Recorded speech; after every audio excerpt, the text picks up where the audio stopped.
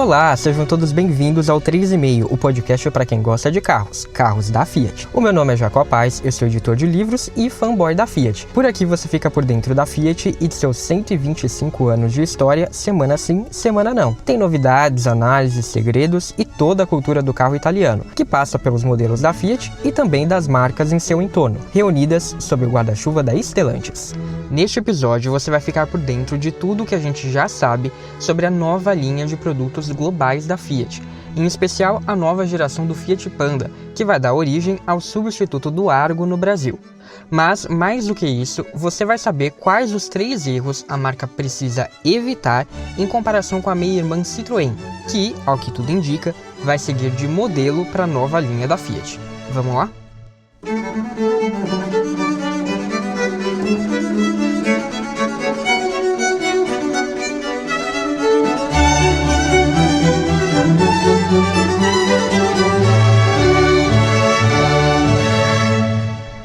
A empolgação tá grande para conhecer a nova linha de produtos da Fiat, sobretudo o Panda, que vai ser o primeiro carro dessa nova fase da marca lá na Europa. Já tem data marcada para isso acontecer, faltam alguns meses para a gente ter esse primeiro contato com a versão definitiva do carro, que vai ditar o que vem por aí nos próximos anos da Fiat. O Panda é um modelo importante, é um modelo que está presente em uma parte considerável dos 125 anos da Fiat, e mais do que isso, ele é importante para a gente aqui no Brasil. Afinal, um dos nossos principais carros, que é o Argo hoje em dia, mas que já foram tantos outros, inclusive que já foram muito mais relevantes, tanto para a Fiat quanto para o segmento de mercado como um todo, que são os hatches compactos, e que a gente teve aí ao longo da nossa história nomes icônicos, né? Desde o 147 até o Palio, passando pelo Uno, são carros que realmente moldaram a história da Fiat aqui no Brasil. Então a gente está falando de um projeto que tem muito potencial, mas que também envolve muito cuidado por conta de todo esse contexto, de toda essa história, tanto lá na Europa, em especial na Itália, quanto aqui no Brasil, e a gente sabe que esses são os 2 grandes mercados da Fiat hoje. O Brasil consideravelmente maior do que a Itália, mas são os 2 principais e são os 2 polos aí que sustentam a marca e que sem dúvida vão receber esse novo carro com grande expectativa, com grande potencial. Porém, ao que tudo indica, né, tudo que a gente viu até aqui, a gente também precisa fazer um contraponto que é muito importante. Eu sempre trouxe aqui essa mudança, essa virada de chave da Fiat para uma linha, né, que agora passa a ser global. Desde a primeira temporada eu falo sobre isso com muita expectativa, com muita esperança e sob esse viés positivo. Mas eu acho que hoje a gente também precisa fazer um contraponto olhando a Citroën, que é, ao que tudo indica, né, e vocês vão ver que eu vou falar com mais detalhes ao longo desse episódio, é o grande modelo que a Fiat vai seguir daqui para frente, por N motivos, que eu vou tentar explicar alguns aqui também. Mas olhando o que a Citroën está apresentando aqui no Brasil, em comparação com o que ela está apresentando na Europa, e quando eu falo Brasil, a gente pode levar em consideração todo esse sul global, né, para usar esse termo que está na moda hoje em dia. Então são os países emergentes, Brasil, Índia, né, principalmente. Os modelos da Citroën estão sendo desenvolvidos sobretudo nesses 2 mercados, esses 2 países, para atender aqui no nosso caso não só o Brasil, mas também toda a América Latina. Então eu separei 3 erros que eu acho que a Citroën está cometendo nessa nova estratégia dela e que eu não gostaria, que eu estou aqui na expectativa, na torcida, para que a Fiat não cometa esses mesmos erros, que ela possa colocar em prática essa linha global de produtos do modo como a gente imagina, que é do modo positivo.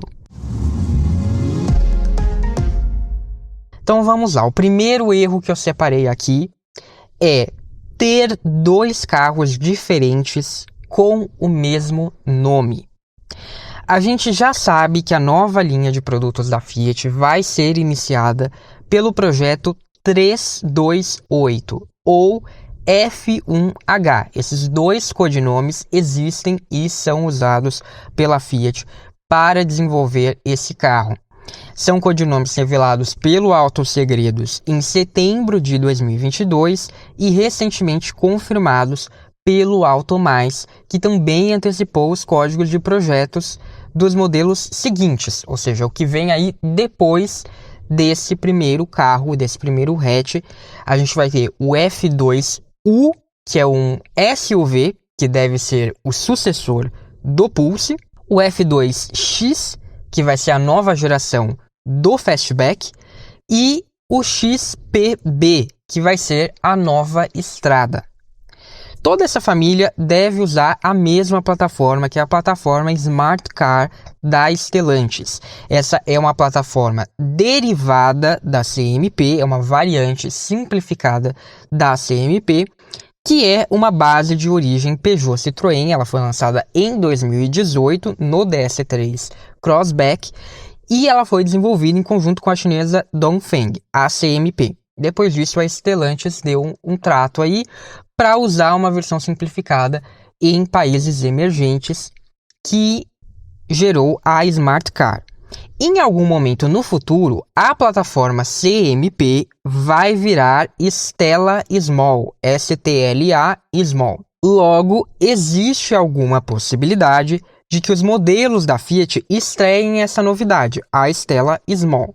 Mas isso ainda não está confirmado, ainda não se sabe se, quando esses modelos forem colocados no mercado, eles ainda vão estar nessa Smart Car ou já vai ser essa versão atualizada Stella Small. De qualquer modo, a Stella Small vai ser uma atualização da CMP. As unidades que já fabricam os modelos da CMP vão estar aptas a produzir os veículos dessa nova plataforma.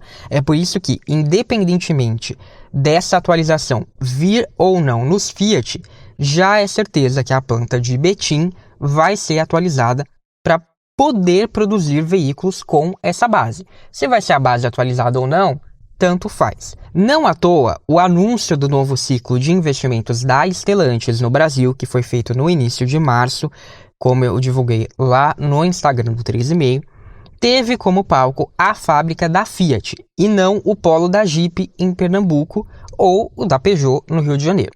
É de Minas que vai sair a maior parte dos novos modelos que usam essa plataforma, incluindo os novos Fiat, mas também o Jeep Avenger. Quando a Stellantis se formou, lá em 2021, eu chamei atenção para o modo como o grupo organizou as suas marcas, juntando a Fiat e a Citroën num único cluster.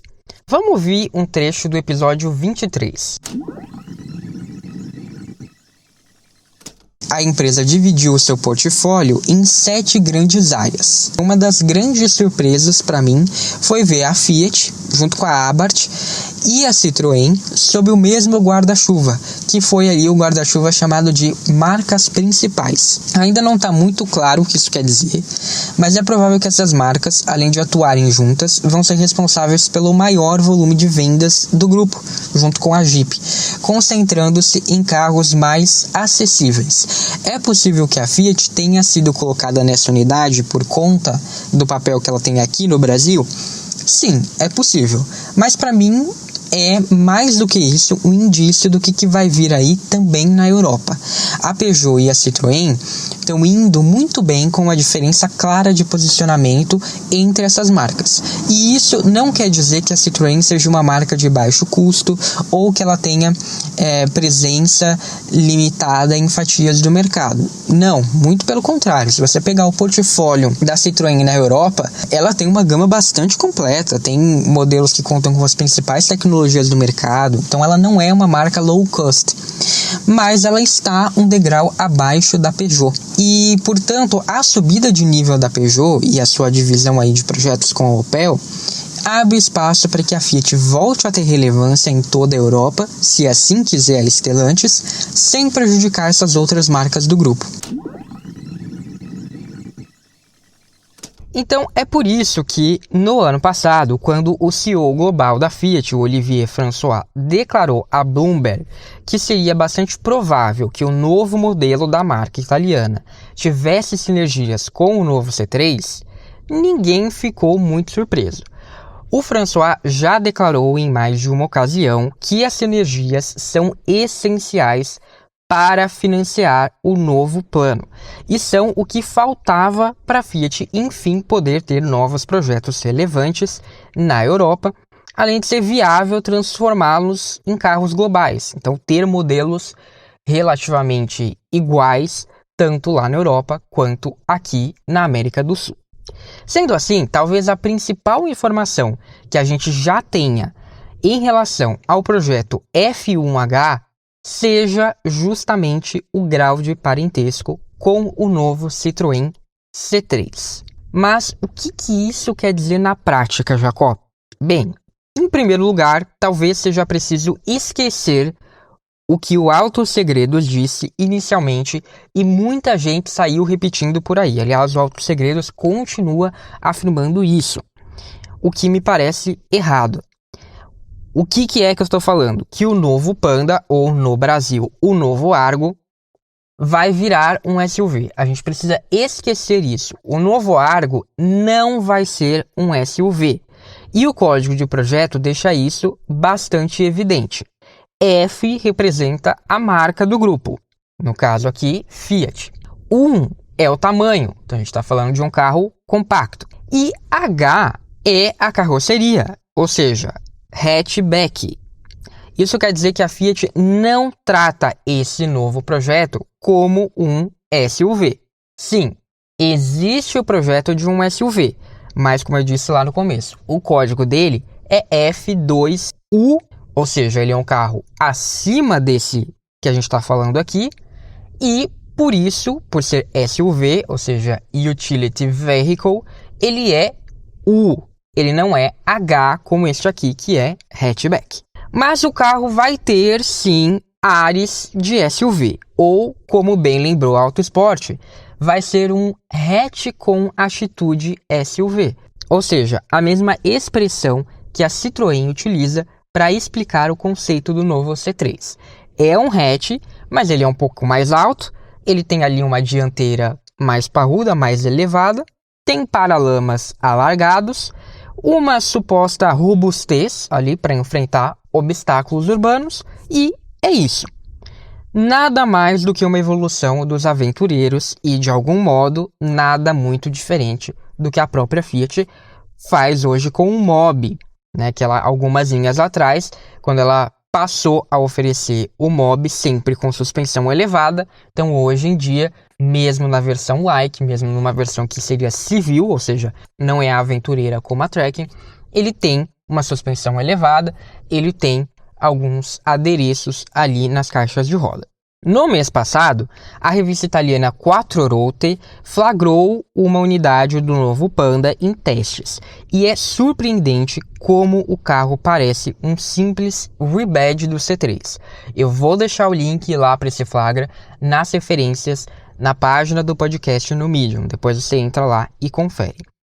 Mas, segundo a publicação, isso era parte dos disfarces utilizados pela marca para esconder as linhas finais do Panda, incluindo faróis e lanternas exatamente iguais aos do hatch francês. Então, vamos torcer para que seja só isso mesmo, disfarce. Eles pegaram ali, né, tentaram deixar como se fosse C3, inclusive utilizando faróis e lanternas dele, mas não é a versão final. Portanto, a gente está falando de uma versão Fiat do hatch francês, em menor ou maior grau, tá, gente? Que tem a mesma plataforma e provavelmente com os conjuntos mecânicos bem parecidos. Ou seja, lá na Europa, duas opções elétricas, tem uma opção que tem menor e outra que tem maior autonomia, assim como potência, e uma opção híbrida leve usando o motor 1.2 turbo PureTech do grupo PSA. Por aqui, a versão elétrica é provável, inclusive deve ser o primeiro modelo elétrico de Betim e da Fiat, mas talvez fique para um segundo momento, enquanto as versões 1.0 e 1.3 aspiradas são quase certeza, assim como uma híbrida leve com um motor turbo 200 de origem Fiat. Vai ser um hatch que transmite sensação de SUV, mas que não vai ser vendido como SUV. É compacto, mas é muito mais próximo do tamanho de um Argo do que de um Mobi. É capaz de cumprir a função de um carro único de uma pequena família, portanto. E aí tem uma outra questão que a gente vai ter que ver, que é como esse carro vai ser posicionado em termos de Argo e de Pulse. Porque o Pulse provavelmente vai ganhar uma nova geração depois, que é esse projeto de SUV mesmo. A gente não sabe se esse novo SUV vai manter o nome Pulse. E provavelmente um desses dois carros, Argo ou Pulse, vai ser rebaixado como carro de entrada da Fiat, como aconteceu com o atual Panda lá na Europa. Então lá na Europa a Fiat lançou uma série especial, que é o Pandina, para ficar como uma opção de entrada abaixo do novo Panda. Aqui no Brasil provavelmente acontecerá a mesma coisa. Aí a gente precisa ver como que a Fiat vai lidar com essa questão. Se ela vai baratear o Pulse para ficar nesse lugar ou se vai ser o próprio Argo. Quando a gente pensa nisso que eu falei agora, né, em toda essa estratégia, fica muito nítido que o que a Fiat vai fazer não vai ser muito diferente do que a Citroën está fazendo, do que a Citroën fez com o C3. É um carro, é uma plataforma, é foco em um elétrico barato na Europa e em motores a combustão no Brasil. Então você tem um carro e você tem esses desdobramentos. E aqui entra a primeira lição que a Fiat precisa aprender com a meia-irmã. A Citroën fez dois carros parecidos, mas diferentes, com o mesmo nome. Por aqui a gente tem o mesmo C3 indiano, que foi apresentado em 2021, e com um design muito familiar ao que a gente já via na marca antes desse C3 chegar. Além disso, o interior e as soluções são bem pobres. Tem um acabamento ali sofrível, você tem uma boa montagem, mas em termos de qualidade, tudo plástico, né? Um plástico que não é muito agradável, né? Então, ele passa essa sensação realmente de carro pobre. E tem a ausência de equipamentos bastante significativos. Uma simples chave canivete decente o carro não tem. Pode ser que ganhe no futuro? Pode, mas atualmente não tem. É um carro que grita o quão de entrada ele é. É um hatch de entrada que fica devendo também em segurança, mas que entrega um bom espaço interno. Então ele é quase assim um projeto 100% racional. Você vai comprar porque é um carro barato, um carro simples de manter, é um carro espaçoso, vai acomodar todo mundo e é isso, né? Não tem alguma coisa, não tem aquele algo a mais. Na Europa dá para enxergar similaridades, mas o carro parece evoluído em relação ao que a gente tem aqui no Brasil. Ele tem um design mais arrojado e moderno, ele tem um interior completamente diferente, ele é mais bem equipado, é mais bem acabado, tem uma variedade maior de materiais, tem até material um pouco mais sensível ali nas portas, é uma qualidade superior. Só que a gente não sabe se a plataforma recebeu reforços de segurança, porque até agora não teve teste de impacto. Então a gente não tem como dizer isso ainda, qual que vai ser o desempenho do Citroën C3 europeu nesse quesito. A gente sabe, porém, que existem equipamentos de segurança a mais. Tem muito mais equipamento de segurança. O nosso que a gente tem é o que é meramente obrigatório. Lá na Europa ainda tem mais, né? Tem pacoteadas, tem mais airbags, tem mais tecnologia em termos de segurança. É por isso que eu digo que são os mesmos carros, mas diferentes. Eles são iguais, mas diferentes. Olhando ambos os C3, dá para enxergar um no outro. Só que tem diferenças significativas que deixam muito evidente qual é o melhor e qual é o pior. O fato de carregarem o mesmo nome só denuncia isso, deixa mais evidente, o que é um erro. Afinal, escancara qual que é a visão que a marca tem desses dois mercados e como ela tem um duplo padrão para eles. Se o Citroën C3 for bem nos testes de segurança na Europa, isso vai ser ainda pior. Fica muito feio, porque a gente não está falando de pequenas adaptações para adequar o carro de lá ao gosto daqui e vice-versa, como a gente faz com o Renegade, por exemplo. Não, a gente está falando de uma diferenciação maior, que faz o nosso produto parecer atrasado, ainda que carregue o mesmo nome e a mesma plataforma. Antes de continuar, vamos dar alguns recados. Não esqueça de, por favor, curtir o vídeo, se inscrever no canal e ativar as notificações clicando no sininho. Isso se você estiver ouvindo pelo YouTube, claro. Se você estiver ouvindo nos tocadores, é só clicar em seguir no Spotify, no Apple Podcasts e no Amazon Music, ou em favoritar na Deezer. Isso ajuda o podcast a se manter relevante e ser encontrado por outras pessoas. Você também pode acessar bit.ly/3,5podcast, que vai levar você ao Medium do 3,5, um espaço com todas as opções para ouvir o podcast e para encontrar posts especiais com conteúdo extra, além de links para as referências citadas neste episódio, bem como episódios relacionados e todo o acervo do podcast.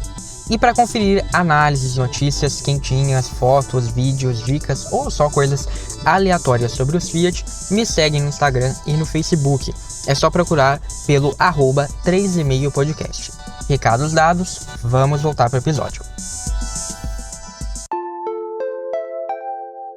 Segundo erro, ter duas linguagens de design diferentes ao mesmo tempo. Aquele Fagra, feito pela Quattrorotte, que eu comentei há pouco, também ajuda a elucidar uma outra importante questão sobre o novo hatch da Fiat. Você com certeza viu umas patentes que vazaram em fevereiro e foram vastamente compartilhadas por aí. Aquele carro branco da Fiat com faróis que lembram o conceito 120, que tem uma traseira bastante alta com tampa que parece de vidro e portas de Peugeot 2008. Sabe do carro que eu tô falando, né? Essas imagens causaram muito alvoroço na época, mas há bons motivos para descartar elas como sendo qualquer indício da versão final do novo carro da Fiat. E eu vou dizer por quê. Em primeiro lugar, porque o carro tem proporções que o colocariam muito mais próximo de um modelo maior, com mais de 4 metros de comprimento, como é o próprio Peugeot 2008, que tem 4,30 metros de comprimento na nova geração e parece emprestar o já conjunto ali típico, né, da plataforma CMP de para-brisa, coluna A e retrovisores. Com certeza isso está presente ali. O que parece vir a mais também são as portas, não a estampagem, mas as folhas das portas. Embora a gente saiba que o Panda vai crescer, também de acordo com declarações do CEO da Fiat, já se sabe que, como eu acabei de dizer, ele vai ser um hatch compacto. Ele vai deixar sim de ser um hatch subcompacto, ou seja, do segmento A. Isso é importante ficar claro, gente, porque muita gente me perguntou isso lá nas redes sociais. As pessoas, incluindo eu, dizem, né, bastante que o Panda é o equivalente ao Uno. Em partes, ele é equivalente ao Uno aqui no Brasil em termos de como ele é posicionado, ou seja, um carro de entrada, é a porta de entrada da Fiat. Mas em termos de porte e de tamanho, o Panda é um segmento abaixo do Uno. O Uno é um carro do segmento B, tanto aqui no Brasil quanto na Europa ele é um carro do segmento B, só que ele foi sendo barateado e informalmente acabou virando do segmento A. Por isso que muita gente hoje diz que o Mobi é substituto do Uno. Por isso. Mas o Uno é originalmente um carro do segmento B. O Panda sempre foi um carro do segmento A. Ele sempre foi um subcompacto, não um compacto. Por que eu estou explicando isso? Porque esse novo hatch ele vai ser um carro do segmento B, ou seja, ele vai ser um hatch compacto, o que o coloca ele ali ao redor dos 4 metros de comprimento. Para se ter uma ideia, hoje o Panda tem 3,69 metros de comprimento, contra 3,56 de um Mobi e 3,99 de um Argo. Ou seja, o Argo é muito maior do que o Panda atual. E o Panda novo vai ser mais ou menos do tamanho do Argo, porque o próprio C3 tem 3,98 metros de comprimento. E a plataforma, a base, vai ser a mesma. Então pode mudar alguma coisinha ali, talvez a Fiat faça ele mais próximo dos 4 metros, para não ficar tão diferente do Argo no Brasil. Mas na Europa talvez seja os mesmos 3,98 do C3. Então assim, é realmente um ganho muito grande em relação ao Panda lá na Europa, mas em relação ao Argo não, é basicamente o mesmo tamanho. E aqui no Brasil vai ser um ganho muito grande em relação ao Mobi, que provavelmente vai em algum momento, depois que esse novo Panda chegar, esse novo Argo chegar, sair de linha. Em segundo lugar, por que aquela patente vazada não é o F1H? Porque o registro da patente foi feito em outubro de 2021. E para se ter uma ideia, isso foi antes do registro da patente para o Fiat Topolino, que já foi lançado na Europa. Outro ponto é que as patentes vazadas também mostram o interior desse suposto carro. E não dá para notar qualquer inspiração em lingoto nas linhas desse carro. Por que isso importa? Talvez você não se lembre, mas no ano passado a Fiat soltou um vídeo comemorando os 100 anos de Lingotto, que é aquela icônica fábrica da empresa, aquela que tem a pista de testes no telhado. Foi desativada já, hoje em dia tem um parque lá mantido pela Fiat, tem um museu dedicado ao Cinquecento nesse lugar. E a Fiat disse que o prédio vai servir de inspiração para essa nova linha de carros globais dela. Foi nesse mesmo vídeo que a Fiat da Europa assumiu a identidade visual que a gente estava vendo no Brasil já desde 2020, inclusive com a Fiat Flag fazendo parte do logo da marca. Ou seja, aquelas 4 barrinhas com as cores da bandeira da Itália que viram as letras com o nome da marca. Só que as patentes vazadas mostram um carro com 5 listras na Fiat Flag e não as 4 da versão usada hoje em dia. Então não faria sentido usar uma versão diferente do logo que acabou de ser adotado como novo na Europa. Além disso, o visual dessa patente lembra bastante o do novo Doblò e do facelift do Scudo, que são veículos comerciais. Então não faria muito sentido adiantar o design do seu grande principal lançamento dessa nova fase em modelos tão pouco significativos em termos de identidade visual. Você não pega a sua nova identidade visual que você vai usar no seu principal carro novo, que ainda não foi lançado, e coloca em uma van. Isso não existe. O mais próximo disso que aconteceu foi a Fiat ter lançado essa nova identidade aqui na estrada. Mas ainda assim a estrada é um veículo que tem tanto o aspecto utilitário quanto o de passeio. Por fim, mas não menos importante, no fim de março, o próprio Olivier François apresentou uma série de concept cars que ilustram esses projetos já citados aqui. Ou seja, tem um city car, tem um SUV coupé e tem uma picape. E tem também uma versão que não dá meio para saber se é um city car alongado ou se é uma versão 7 lugares do SUV, enfim. Mas tem esse outro carro também, que a gente não sabe se vai ser um projeto de verdade ou não. Nenhum deles tem visual parecido com as patentes vazadas. E todos usam a Fiat Flag correta, ou seja, com 4 barras. Neles também é nítida a inspiração em elementos do edifício da fábrica de Lingotto, como as janelas. Além disso, o conceito que antecipa o Panda e, logo, o nosso novo Argo, tem proporções muito mais próximas às do C3 do que o carro da patente vazada. Então, tudo indica que o vazamento talvez seja uma versão muito inicial ou uma versão descartada ou simplesmente um conceito e nada relacionado a esse carro que a gente vai ver neste ano, mais precisamente no dia 11 de julho na Europa, uma data confirmada pelo François já no ano passado, porque é o aniversário de 125 anos da Fiat. O executivo também declarou, mais recentemente, que nem todos os carros dessa nova família vão ser vendidos em todos os mercados, ainda que os modelos sejam globais. Ele declarou isso à revista Auto Express. Ele disse o seguinte: são carros mundiais, mas precisamos deixar espaço para que sejam perfeitamente ajustáveis à área comercial de cada mercado. Até o nome pode ser diferente, foi o que ele disse, entre aspas, tá? Literalmente. Então, eles vão ter versões adaptadas para cada região e, dependendo de uma outra região, não vai ter um ou outro carro. Isso deixa bastante evidente que o novo Panda pode e deve receber outro nome por aqui. Ainda não dá para dizer, no entanto, qual que vai ser esse nome. Na Europa, gente, é praticamente certeza que vai ser Panda, só se, sim, uma hecatombe acontecer e a Fiat mudar de ideia. O que não é impossível, que a gente conhece a Fiat.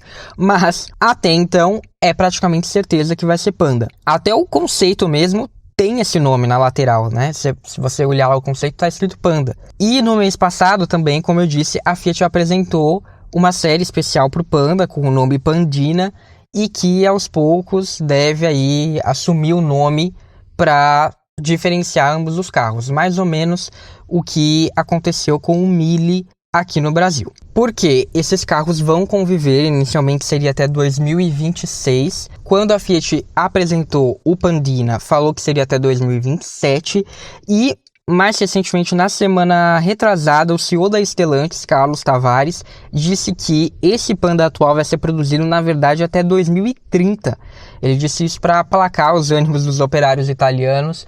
Então, pelo menos até 2030, essa linha de produção está garantida lá na Europa. Aqui, por outro lado, não tem muito consenso ainda. O Automiles disse que oficialmente o projeto ainda não tem nome, mas que informalmente dentro da fábrica ele é chamado de Uno Reborn, por conta da semelhança com esse modelo histórico, né? Em termos de linha, em termos de posicionamento. Seria vantajoso apostar numa marca já consagrada como é o nome Uno, que em geral é visto como positivo pelo público brasileiro. O Uno é o veículo mais bem vendido da Fiat no nosso mercado. Além disso, seria uma reedição dessa clássica dupla, que muito tempo teve algum tipo de sinergia em gerações passadas, sobretudo em termos visuais, né? Já que o primeiro Uno foi desenhado pelo mesmo Giorgetto Giugiaro, que desenhou o Panda nos anos 80, seguindo uma filosofia em comum, que é uma filosofia que vai servir de inspiração para o F1H, como já declarou também o Olivier François. Então vai ser essa coisa mais minimalista, mais simples do design italiano, sem ser simplório, mas focada ali no essencial. E depois a gente teve a segunda geração do Panda, que influenciou a reestilização que o Mille teve aqui no nosso mercado. E por fim, o novo Uno, que foi feito ali em conjunto com a terceira geração do Panda, seguindo o mesmo conceito da filosofia Round Square, ou quadrado redondo. Porém, há quem diga, como traz o guia do carro do Portal Terra, que a Fiat descarta essa hipótese de usar Uno nesse novo carro, porque o nome Uno passaria a ideia de um carro menor e mais barato do que aquele que o projeto vai dar origem. Seria visto como algo menor e abaixo do que o Argo, sendo que o que a Fiat quer é manter ali o patamar de Argo, mais ou menos. Não é um ponto que não deva ser considerado, afinal a gente sabe que a estratégia de apostar no novo Uno para ocupar o papel que o Palio tinha e fazer essa ponte entre o Mobi e o Argo não deu certo, muito por conta justamente disso, da imagem que o Uno tem e do tamanho do porte que ele tinha ali. Então ele fracassou nessa missão. E também é preciso considerar que, do ponto de vista de quem não liga tanto para carro, não é fã da Fiat, não acompanha ali tão de perto, o Argo é visto como um modelo que evoluiu muito a qualidade dos Fiat. Até porque, em tese, ele era um hatch compacto premium e acabou sendo reposicionado para ocupar o lugar que deveria ter desde o início. Ou seja, ele queria ser Punto, mas deveria ser e acabou sendo Palio. Então, eu acho que isso é algo que a Fiat talvez leve em consideração nessa decisão do nome, sim. Porque uma coisa é a gente que está aqui fã da marca e outra coisa é a percepção de mercado das pessoas em geral. Por outro lado, é um modelo recente, o Argo, que não tem o carisma, tem a força da marca que o Uno ou que o próprio Palio tinham. Ainda hoje, há quem chame o Argo de Argus, por exemplo. Às vezes eu escuto as pessoas falarem, o Fiat Argus. Tem pessoas que nem sabem que carro é esse. Usar o nome Uno tem as suas vantagens, tem os seus atributos que são completamente diferentes de uma opção por manter o nome Argo. Então ambos têm pontos positivos e pontos negativos que se complementam. Então sim, é uma decisão difícil, acho que a Fiat vai levar em conta tudo isso. Falando aqui da minha opinião, da minha preferência pessoal, eu acho que se não for para usar o nome do passado, como Uno, né, talvez até como Palio, não sei, eu acho que a Fiat deveria apostar então em trazer o próprio nome Panda. Eu preferiria isso do que ela continuar usando o nome Argo. Mas como eu disse, é opinião pessoal, questão de gosto. E essa decisão também tem que pesar o item anterior. Afinal, o quão diferentes vão ser essas duas versões do novo carro da Fiat. A gente está falando de um caso como o Punto europeu versus o Punto brasileiro, com pequenas modificações, pequenos ajustes que você consegue enxergar ali que se trata do mesmo carro, ou vai ser exatamente o que a Citroën está fazendo? Porque se for o primeiro caso, faria sentido adotar um nome único até, né? Que nem eu falei, eu prefiro que seja Panda. Se for o mesmo carro, se for assim, o ajuste que a gente vai fazer, uma mudança no para-choque, ok, eu acho que é uma boa. Agora, se for o segundo caso, o melhor é batizar mesmo os dois carros de modo diferente, como era com o Punto e Palio, por exemplo. Para diminuir essa sensação que a gente está falando de um carro que é inferior aqui, né? Como fica com esse caso do C3, fica parecendo que um é melhor que o outro. Quando você chama os dois de um jeito diferente, isso já dá uma amenizada. Mas eu preciso dizer que o Palio era de fato outro produto em relação ao Punto, o que não parece ser o caso aqui. E uma coisa é fazer pequenos ajustes ali nos faróis, na grade, no para-choque, como eu já disse. E outra coisa bem diferente é o que a Citroën está fazendo. A gente pode pegar, por exemplo, mais um exemplo aqui da Citroën, que é um caso recente, que é o do Aircross. Ele foi apresentado na semana passada na Europa, e com isso a marca simplesmente conseguiu envelhecer em uns 3 anos o visual do modelo apresentado no Brasil há menos de 6 meses. Por quê? Porque o que a Citroën fez não foi fazer pequenos ajustes nessas peças. Sim, as mudanças estão nessas peças, mas são mudanças muito radicais, porque o modelo europeu tem linhas que conversam com uma nova linguagem de design da Citroën, enquanto o carro para o nosso mercado ainda tem a linguagem antiga. E, a meu ver, não tem nada que justifique isso. A Citroën do Brasil está lançando carros com o logotipo antigo, inclusive. Mesmo o conceito C3 Basalt, que deveria antecipar o futuro da marca, por isso é um carro conceito, ele usa o logotipo antigo da Citroën. Ele não usa o logotipo novo. O logotipo novo só é usado nos carros da Europa. Mas o logotipo novo tá valendo no Brasil. Você entra lá no site da Citroën, é o logo novo, mas ele não tá nos carros. É uma coisa bizarra. A Fiat não pode fazer isso. Ela precisa ter uma mesma linguagem visual e as adaptações de um mercado para o outro são sim válidas, são importantes, sobretudo no que se refere a comportamento dinâmico, mas elas não podem vir em um nível que descaracterizem essa mesma linguagem, como ocorre com os produtos franceses. Hoje, até Argo e Tipo, que são, em essência, carros completamente diferentes, eles são de segmentos diferentes, têm plataformas diferentes, são para públicos diferentes e de uma marca que tem sérias dificuldades para dialogar a linha de produtos que está lá na Europa com a linha de produtos que está aqui no Brasil, e ainda assim Tipo e Argo tem uma nítida mesma identidade visual. Você olha para a linha deles, tudo bem, você pode falar, como eu falo, as linhas do Argo parecem menos evoluídas do que as do Tipo. Sim, ok, mas você vê que é uma mesma identidade de design. Então, não dá para a marca lançar um carro que supostamente é da mesma família, inclusive está sendo tratado como versões de um mesmo carro, só que uma versão para lá e uma para cá, e que tem uma linguagem diferente em cada um dos lados do Atlântico, que é o que a Citroën está fazendo. E vamos assim então para o último ponto que a Fiat precisa aprender com os erros da Citroën, que é subestimar os clientes, tanto os latino-americanos quanto os europeus. Bem, a gente já sabe, fazendo um resumo, que o novo carro da Fiat é um hatch com atitude SUV, que ele vai ter muitas sinergias com o Primo C3, que é um modelo de plataforma global, mas com duas variantes, uma europeia, chamada de Panda, e outra latino-americana, que está com o nome a definir. Sabemos também que ele vai ter cerca de 4 metros de comprimento e entre eixos próximo dos 2,54, como é o do C3, para oferecer um bom porta-malas e espaço maior do que o atual Argo, que tem 2,52 de entre eixos.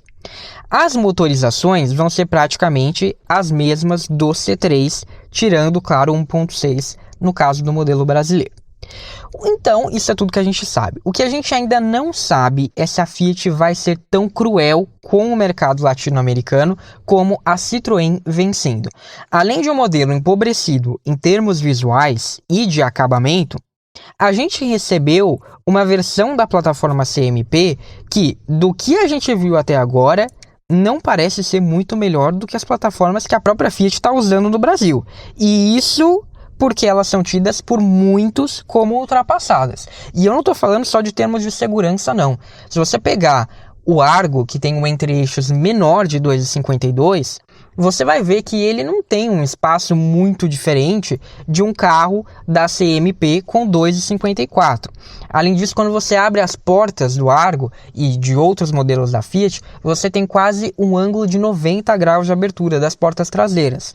Quando você vai entrar em um Peugeot 208, você tem que fazer malabarismo. Que plataforma moderna é essa? Não adianta nada você ter essa plataforma moderna e no final oferecer 2 airbags obrigatórios por lei. Ou um carro que, por mais enviesado que seja o teste do Latin Cap, que eu já disse aqui por que eu acho isso, que tirou 0 estrela no Latin Cap, né? Um projeto de 2021, projeto de 2022. Então, assim, não adianta você chegar e esbravejar, porque a plataforma CMP, porque não sei o que lá, e ter nota 0. Né? O Pulse, mesmo com o Latin Cap tentando tirar tudo que podia, as picuinhas que tinha, conseguiu 2 estrelas. Com uma plataforma que todo mundo fica falando, mas é uma plataforma velha, é uma plataforma de não sei quando, não sei o que lá. Mas conseguiu uma nota bem melhor do que o C3. Então aqui é esse ponto que eu estou dizendo. Uma plataforma moderna, mas que não traz tecnologias de segurança modernas, que não tem equipamentos de conforto básicos, uma central multimídia com todos os recursos necessários, com uma tela de boa definição, com um processamento ágil, como são os carros da Fiat hoje. Então, de nada adianta ter essa plataforma super incrível e o carro não trazer nada dessas coisas.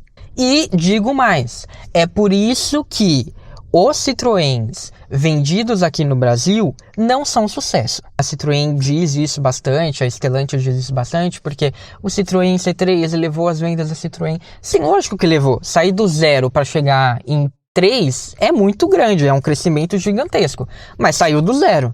Então, assim, fica fácil, né? Mas o potencial que um carro como o Citroën C3 tem seria muito maior. E por que ele não está vendendo? Porque ele não está entregando o que as pessoas esperam. Ele é um carro extremamente simplificado que não está tão atrás em termos de preço dos concorrentes dele. A mesma coisa com o Citroën Aircross. Como é que um carro lançado agora com uma plataforma super moderna, com motores turbo, pode perder comparativos para um carro como o Chevrolet Spin, que é o terceiro facelift, é a terceira reutilização de um carro que tem um motor que remonta lá ao Monza.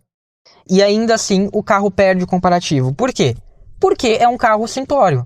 É um carro que não entrega o que as pessoas querem. E isso nos leva a outra questão. O que muda entre os Citroën brasileiros e os Citroën europeus? São apenas esses itens mais superficiais ou também os primeiros, aqueles de segurança atrelados à plataforma? Qual seria, por exemplo, o resultado de um crash test envolvendo os novos C3 e Aircross nas suas versões europeias? Será que a marca francesa economizou também neles e só deu uma incrementada naquilo que o consumidor vê? Ou seja, a plataforma realmente é exatamente a mesma e daí a gente colocou mais uns acabamentos melhores, os equipamentos, que é para o consumidor achar legal. E ainda que tenha sido só isso, ainda que a plataforma seja exatamente a mesma, o que vai resultar em testes ruins de segurança, e eles tenham feito só essa gourmetização, ainda que seja isso, o quão questionável é essa decisão? Porque, de novo, não importa qual seja a resposta para essas perguntas, a impressão que a estratégia da Citroën passa é negativa em todas elas. Parece que os franceses estão tentando enganar os dois mercados. Na Europa, porque eles estão introduzindo um carro que é sim de baixo custo, mas foi gourmetizado, ou seja, eles disfarçaram ali com um design arrojado e com um melhor acabamento. E mais do que isso, fizeram isso de um modo exagerado, que é para tentar deixar mais evidente para os europeus que supostamente a versão europeia deles é melhor do que a que é vendida nos outros mercados. Como quem diz assim, olha, a gente usou a mesma plataforma, mas olha como esse carro aqui é muito superior, sabe? E, no fim, a plataforma é a mesma do carro latino-americano. Por outro lado, quem está nos mercados emergentes fica com um carro que foi lançado antes, né? Fala, olha, é tão importante que a gente lançou o carro antes aqui nesse mercado. Mas que em poucos meses vira um dinossauro, porque foi lançada a versão europeia, que tem a linguagem de design mais moderna, atual da marca, e deixa o nosso carro obsoleto, ou então pelas modificações estruturais que a gente ainda não sabe se existem ou não, e que justamente por isso deixa a gente se perguntando, será que até nisso o nosso produto é pior? Ou seja, por que a gente merece um produto que é inferior em absolutamente tudo? Em absolutamente tudo. O produto é inferior na plataforma, se for o caso, se tiver modificações, é inferior no acabamento, é inferior até no design. Pô, meu, né? Nem o design vocês conseguem fazer igual ao da Europa?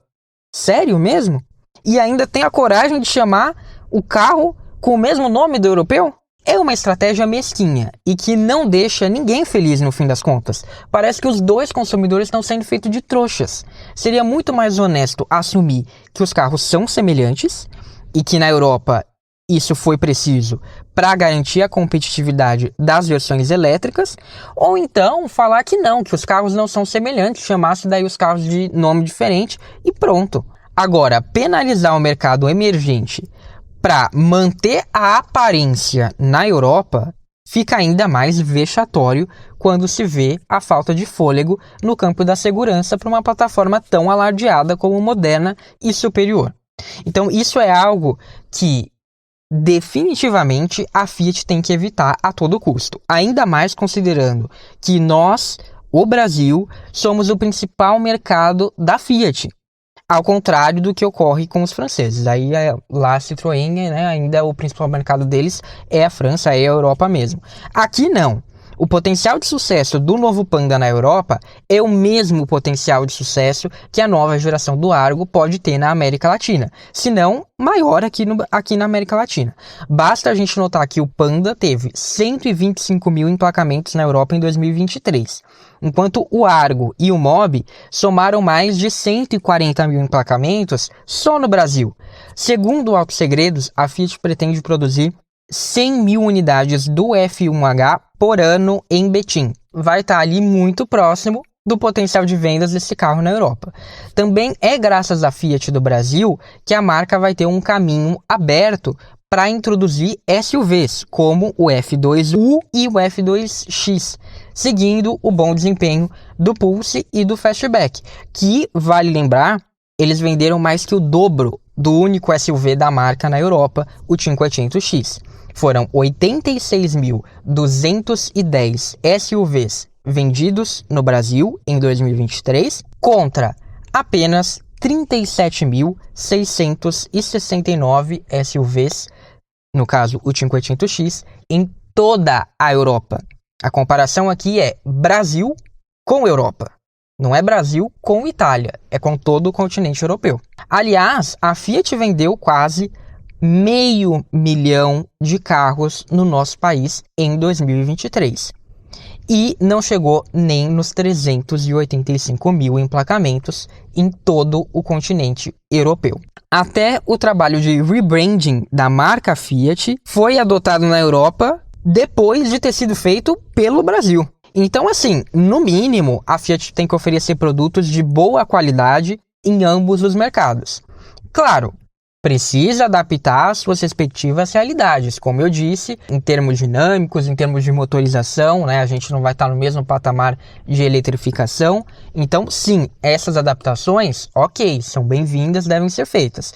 Agora, empobrecer a nossa versão no nível do C3, evidentemente vai passar uma péssima impressão para o público, que literalmente tem segurado as vendas da Fiat. Se a Fiat replicar a estratégia eurocêntrica da Citroën na sua nova linha de produtos, ela vai estar colocando em risco o protagonismo que assumiu no Brasil, e vai ser uma estratégia indefensável. Por sorte, me parece que a marca está ouvindo o nosso mercado e que as nossas necessidades vão ser levadas em conta, como eu venho falando há algum tempo. A prova disso é que os conceitos divulgados preenchem todas as necessidades de produtos para o nosso mercado. A gente tem os produtos que estão vendendo bem aqui no Brasil, com exceção da Toro. Todos estão contemplados nessa estratégia, e mesmo que mudem de nome em relação ao que a gente tem hoje no Brasil, como talvez seja o caso do Argo, ou até do Pulse, talvez, eles são, ainda assim, nitidamente frutos do desempenho que a Fiat tem aqui hoje.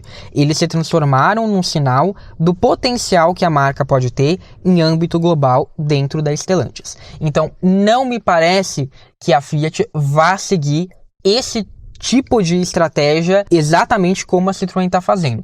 Então, vai ser uma estratégia parecida, mas eu espero que, em termos de produto, não exista essa simplificação porca.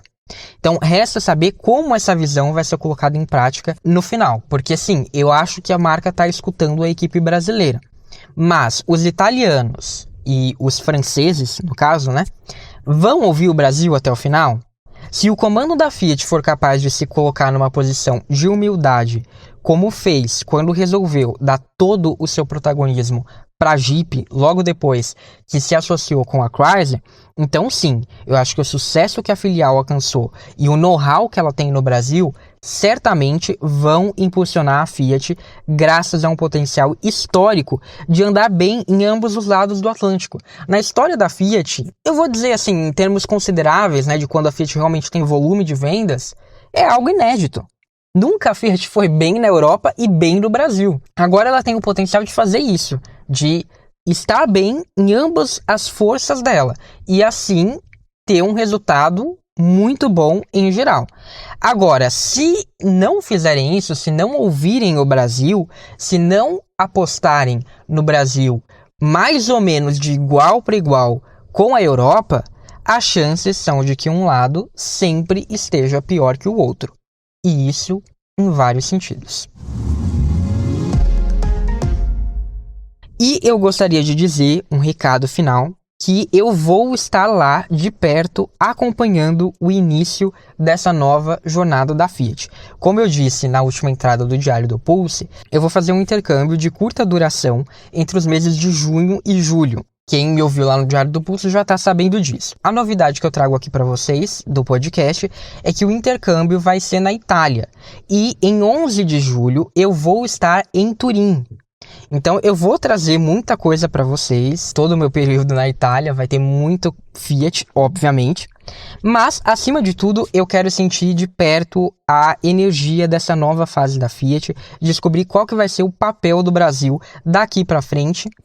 E ao longo dos próximos episódios eu vou compartilhar com vocês não só como isso vai funcionar, como também a programação especial para os 125 anos da marca, que já começou inclusive lá no Instagram com a estreia de uma série especial que mostra a evolução dos Fiat em diferentes segmentos ao longo dos anos. Então eu vou deixar o link lá nas referências e depois vocês conferem. Então me acompanha aqui no podcast e também por lá nas redes sociais para não perder nada. Por hoje foi isso, e você acha que a Fiat vai seguir pelo mesmo caminho exato que a Citroën seguiu? Vai fazer essas simplificações extremas ou não? Qual seria o seu conselho para a marca nessa nova fase dela no mercado? Deixa aí nos comentários ou me manda uma mensagem. Obrigado, um abraço e até a próxima, ou no @3,5podcast nas redes sociais.